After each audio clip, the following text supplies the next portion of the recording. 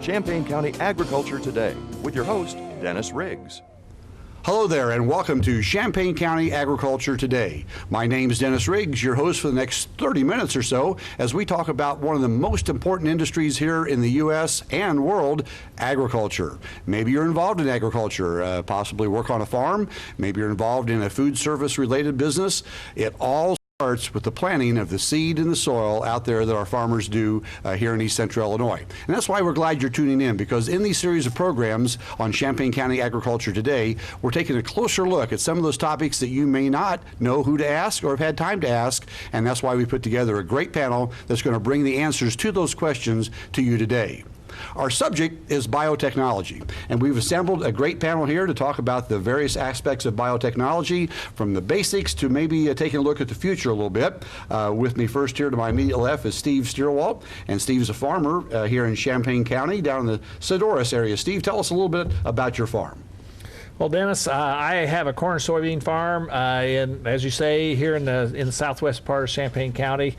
I'm a graduate of the University of Illinois way back in the 70s, and our football is getting back to where it was. Hopefully we're going to do that better, though, in the future for the university. But absolutely, no doubt about it right there. Our second panelist today is Dr. Stephen Moose. He's an associate professor of crop sciences at the University of Illinois. Now, a professor of crop sciences, what do you do during the day there, Stephen? Well, I teach a course in biotechnology to undergraduates. And also I have a course for graduate students, a lab course. And then I do research on corn. We do genetics, we sequence DNA, we try to understand how genes work, and so that by understanding them, we might be able to modify them and make corn a better crop. Have you been in agriculture for many years? What's your background? Yes, I grew up on a dairy farm in Ohio, and I've been in the area of crop genetics for my whole career since it started. Yeah. Old as dirt, as they say sometimes. Since the beginning. There we go. And on my far left, Robin Orr. Robin is a professor of food science and human nutrition here at the University of Illinois. I'll ask the same question. Gosh, what do you do all day over there? Oh, well, I coordinate all our nutrition programs in Extension, and you know you can get nutrition information from any of your county extension offices, and we see about 1 million people in Illinois every year, and we're trying to get them to eat more fruits and vegetables and eat a little less and move a little more. Well, food as an intake is always a good thing. It sounds like you're teaching people how to learn what to eat as well. Is that what you're saying? Absolutely. Yeah, we think there are some better choices people can make, and most of them move toward more and more products that come right from farms that they eat, rather than things that spend a lot of time getting salted in production. Well, what we're going to do today is kind of a new aspect for us, and that is we're going to go out on the street. And we went over the quad at the University of Illinois, and we asked 3 unsuspecting folks stopping by some questions about agriculture. So what we're going to do is we're going to roll that tape and see what questions people out there have about biotechnology. What's the point of farmers using genetically modified organisms? How much of the plants that farmers plant are genetically modified? Do farmers spray their fields to kill everything that moves? Well, those were some pretty good questions, and I'm looking forward to the answers myself. And I'm going to start off right at the very beginning. That first one is just a killer. And Steve, I'm going to ask you this one. What is the point of farmers using genetically modified organisms? And first of all, a lot of times they're referred to as GMOs, genetically modified organisms. Give me a definition, and then why are we using those plants? Well, genetically modified organisms, that's actually a term that Greenpeace came up with for this technology, so I'm not a big fan of it. But what it means is using the tools of biotechnology to change genes. And this is actually something we've been doing since the beginning of agriculture. Our corn varieties today are nothing like they were in the wild, the same for our fruits and vegetables. But now in the laboratory we can learn about specific genes and then manipulate them in ways to make the crop better. And so that's why we use them. That's why farmers use them, is there are benefits. There are benefits to their production, their operation, less labor, less cost, and then benefits to the environment, using less chemicals, whether it be to control weeds or insects. As a follow-up to that, many times in the news media we see it reported as though they are a mutant of a natural thing. It's almost like it's a bad thing. Would you say GMOs are bad things, or how would you explain that?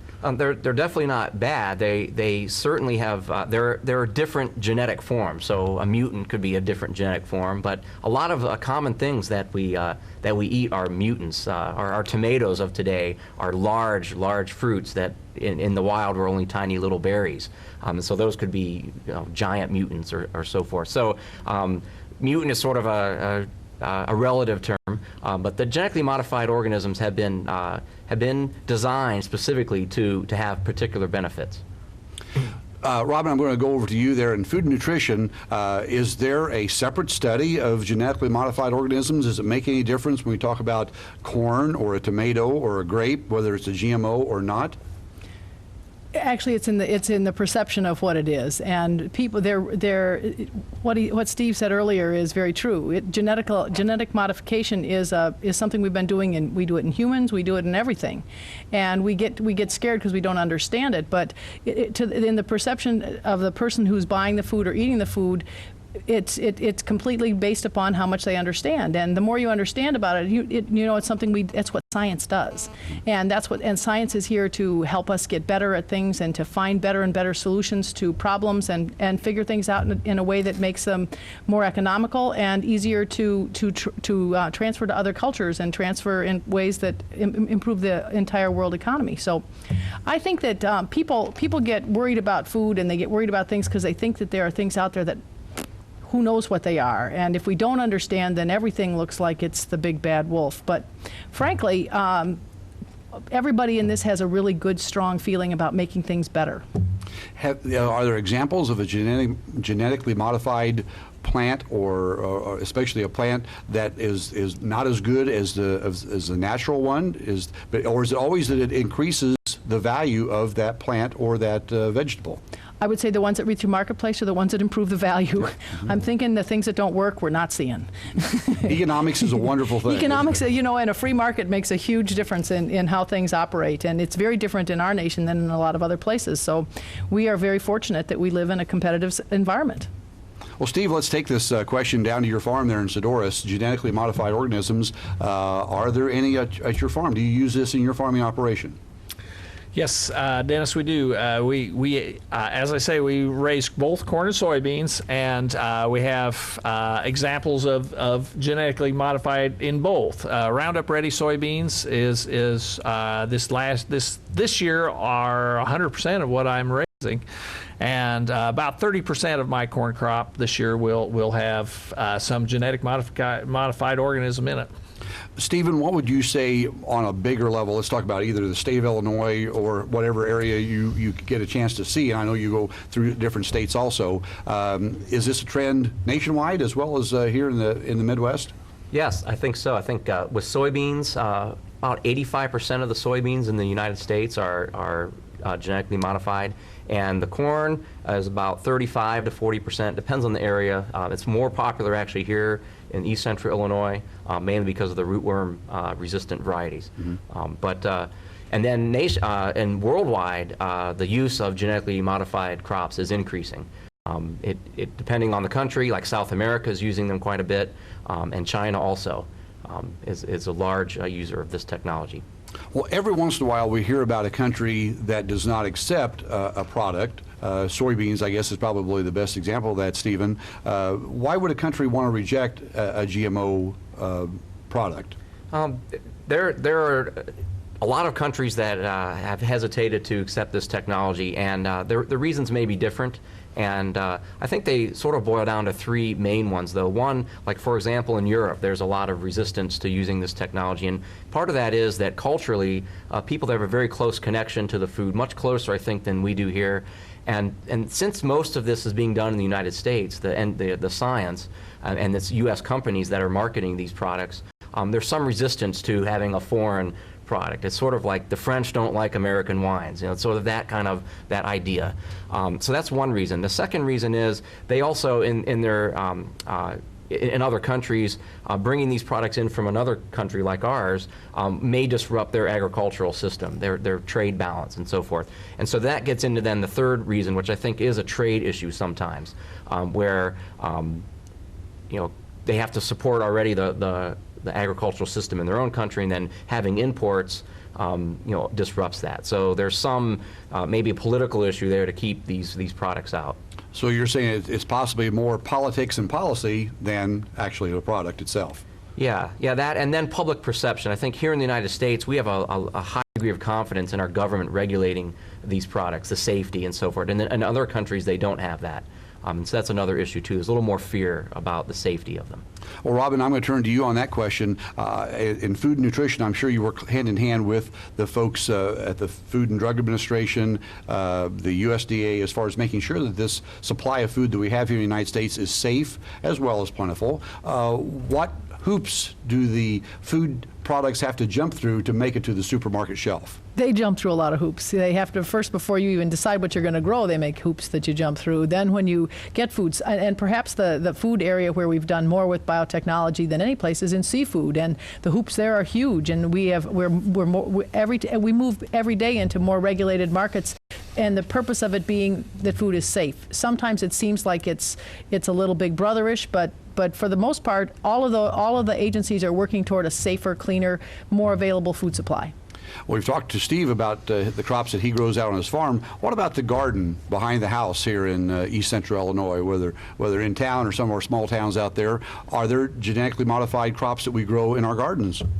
There you have an opportunity to grow different kinds of tomatoes. You can grow seedless tomatoes. You can grow seedless watermelons. Those have all been genetically modified organisms, and we like those because then when we cut them open, we don't have to spit things out and do things like that, and we can be a little bit more polite for whatever reason. And we like the idea of having things that are more beneficial to us immediately. We are an instantaneous society that thinks that we should change on a dime because of what we want.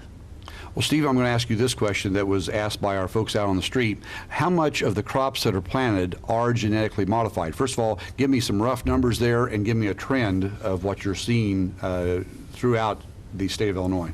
As I said before, I think about 85% of the soybeans, about 35 to 40% of the corn, and then some other crops that we haven't talked about, like cotton, for example. About 50% of the cotton crop in the United States is genetically modified. And in China and India also, much of the cotton is now genetically engineered to be resistant to insects as well as herbicides, so that you can use certain herbicides. Canola is another crop that has been genetically engineered. In each of these crops, once these crops are introduced and the farmers recognize the benefits, the use increases, both in the developed countries and then in developing countries also. There are efforts to engineer rice to have improved vitamin A to deal with that deficiency in developing countries. Also cassava is kind of a sweet potato type crop that's been engineered to have increased protein, so it's a better diet for the people who have that as a main staple. So there's a lot of activity and a lot of adoption of this technology. Well, Steve, I'm going to ask you, as a farmer, you're getting ready when you get ready to plant your fields and grow a crop. But of course, that's a once-a-year decision. You have to make the right decisions because you have to live with them all year long. Where do you go to get information about biotechnology or about GMO seeds to plant on your farm? What's the resources that you use? Well, we're fortunate living close to the University of Illinois. Agronomy Day and the Extension Service are always a good source of information, and also the people who sell the seeds obviously are a good source of information. Well, lots of times what I'm looking for when I'm trying to decide is yield. You know, I want to know how one particular variety is going to compare to another, and so in those particular cases, I'm looking to private industry. To a large extent to answer those kind of questions. Mm-hmm. I'm going to ask down the question again down there to Robin. We're going to ask you about the public's perception when they walk into the grocery store. Are they looking or are they not looking for a GMO product when they go to the produce shelf? Does it make a difference to them? I doubt it. I think they're looking to get in and out of the grocery store as soon as possible, particularly if they bring small children. And I think that the American consumer has pretty good faith in our food supply. You know, we have cheap milk, we have cheap everything in terms of what food costs. And I don't think that they are that in tune to it. I think if somebody hears something and they ask a question and somebody can reasonably answer the question so that it makes sense to them, we can allay a lot of fears. And I think it's important that people become more informed, or we wouldn't be doing all this work we're doing in education. Well, I understand you also have some experiences of traveling abroad and hearing what's going on in other countries. Compare our food system to those you've seen in other countries. Do we have some advantages or do we have some disadvantages? I think we have a lot of advantages. We have a lot of advantages at first in knowing what we're eating. And I mostly travel to developing countries, and some of the things Steve talked about in terms of using genetically modified foods. Blindness is the #1 problem in most developing countries. In India, huge numbers of people are blind, and they didn't have a rice that had enough vitamin A in it. And when you put in a golden rice that has enough vitamin A, you can cure blindness a whole lot easier than giving someone an injection of vitamin A or convincing the rest of the world to eat carrots. So, you know, I think that the rest of the world is going to benefit from the things that we do, and in a positive way, because the major problem in most of the rest of the world is lack of food. And we have shown people ways that you can grow a reasonable amount of food at a reasonable expense, and at a reasonable expense to the consumer. And in the countries where I go, people don't have enough food for the most part. Mm-hmm. Well, Stephen, we've talked a little bit about GMOs and how they're good for crop protection. There's some stuff in the future about how these particular crops could be a health benefit. What do you see in your research of things we're looking for to be a new answer using genetically modified crops? There are a lot of examples, and I'll just touch on one. And one of these is the idea of edible vaccines.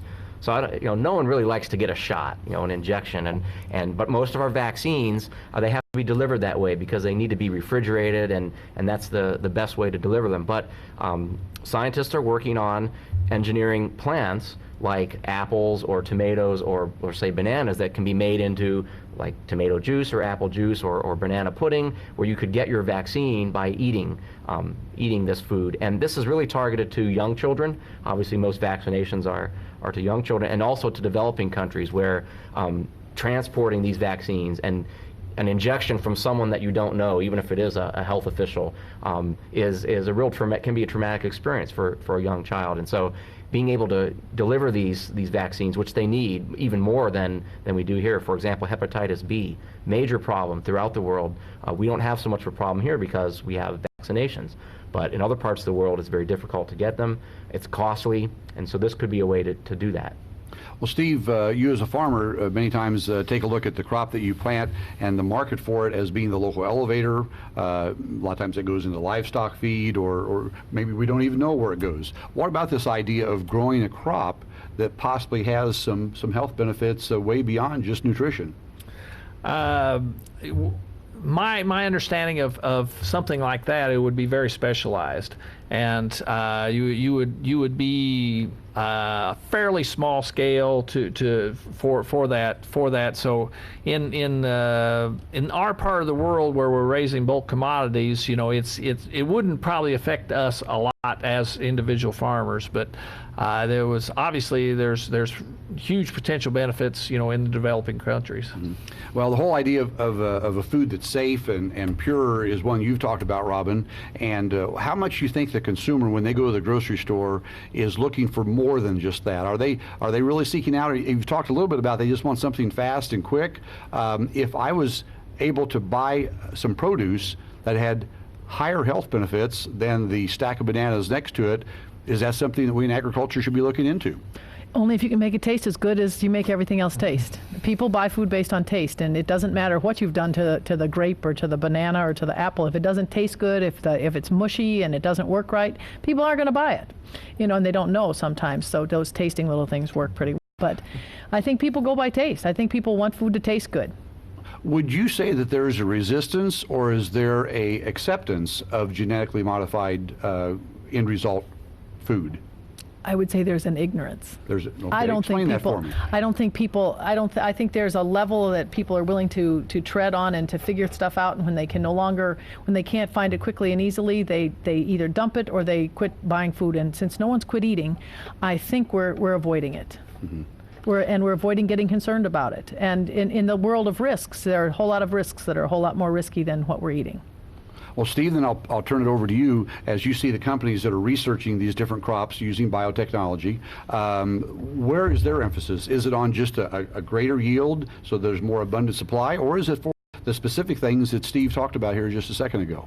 I think it depends on the company. There, some of the bigger companies, obviously, that market corn and soybeans and canola and cotton, sort of the big crops. They're aimed at helping the producer and the farmer, but then they also are interested in, after that corn or soybeans leaves the farm, for example, better animal feed, more nutritious animal feed. Most of our commodities go to animal feed, and so that's sort of the next wave of products. There are a few that are just starting to come out, a better amino acid balance for animal feed and such. And then most of the companies, whether they're bigger and then some are kind of smaller that have specialized in it, have investigated or looked into applying this technology to a variety of things. And in addition to our traditional crops, there's cotton that's been engineered to have blue dye already in it, or blue pigment, so you can get your blue jeans, you don't have to dye them. The cotton's already has that color. There are carnations that have purple color, and Scott's, which is a famous lawn care company, they've engineered turf grass to be resistant to Roundup, so you can control your weeds in your yard better, or on the golf course. So there's a lot of applications of this technology, and we'll be seeing more and more of them in the future. So you're saying the demand is there, but the idea has to come first, and of course that's what research is all about. Yeah. Robin, let me ask you this. Steve grows the corn. He uses good genetically modified organisms, and he grows a healthy corn seed that's used for feed. And then, instead of eating the corn, it goes into an animal for a meat product. How does that affect the end result of the meat then from the GMO corn that Steve grew that fed that animal? You know, I don't think we know exactly how it affects, and if it has any long-term effects. We haven't done. We're just starting to do research in different places around that. But my general scientific mind will tell you that it's not going to make a whole lot of difference, except in terms of shelf life and in terms of quality. The biggest thing that's coming up in human nutrition is this whole idea of nutrigenomics and matching your genes with what you eat. So I think that the general public, when we get to that, it will be a long time before they get to that, but people are looking for designer foods, and the fact that we're already into biotechnology around food will provide us with better matches for what people need to eat. We see a lot of work in the private sector, and when we think of that here in East Central Illinois, over at Archer Daniels Midland in Decatur, and a lot of work they're doing in soy protein. What's the latest there? Is the hoopla about soy as big as it should be? The vitamin E, is it a good thing for us?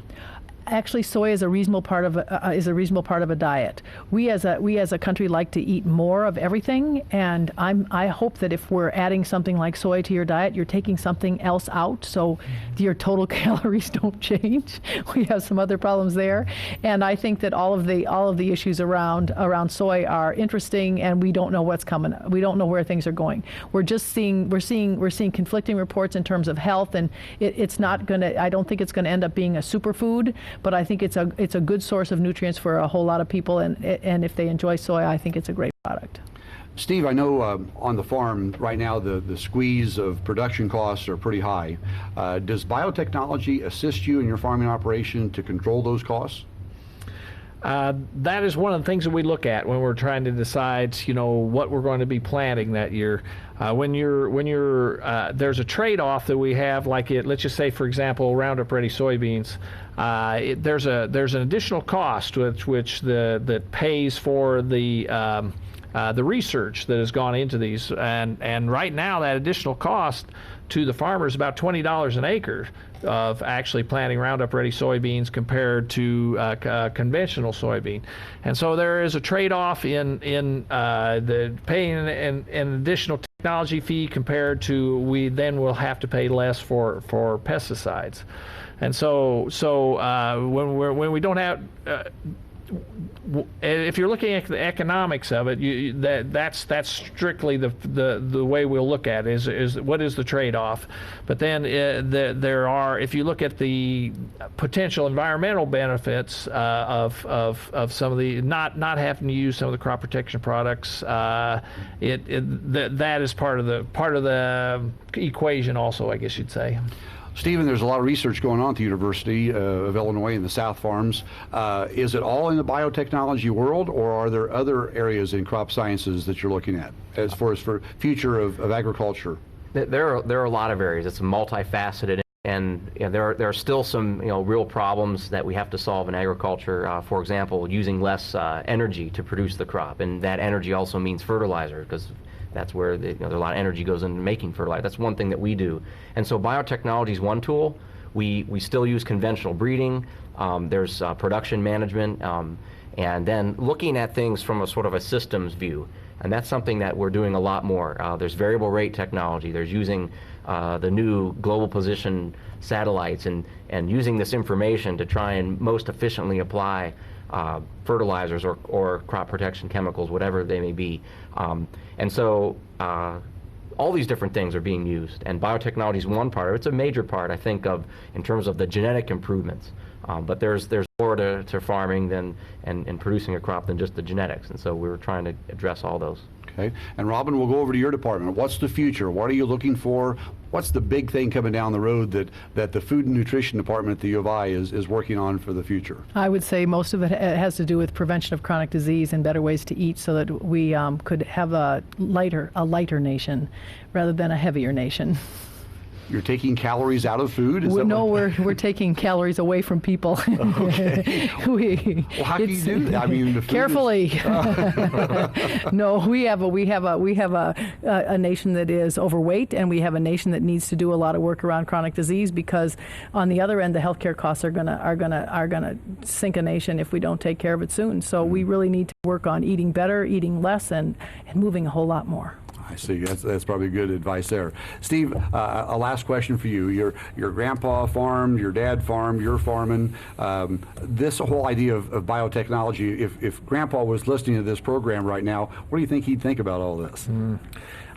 It's just changed. Just in you and I's career, it has changed so dramatically. I can't imagine that it'd even be able to fathom the changes, and that's what it makes it so exciting. For a person like myself, there's so much opportunity in agriculture, and there's so many more things that we're just hearing about that are coming from the university and from industry. I think it's going to keep it very exciting into the future. Well, agriculture is not an industry that sits around and stays the same. Every year in my short career, and Steve, as you've already mentioned, we've seen lots of changes as it goes along. And that's why we bring these programs to the public. And that's why we thank you for listening today, because in Champaign County, agriculture is a very important industry. We hope you've gained some knowledge from this program today. If you have any comments, you can always give us a call. The Champaign County Farm Bureau handles calls like that, and they'd be glad to hear from you and see what future topics you'd like to hear about. For now, from our panelists and me, your host, Dennis Riggs, thanks for watching Champaign County Agriculture Today.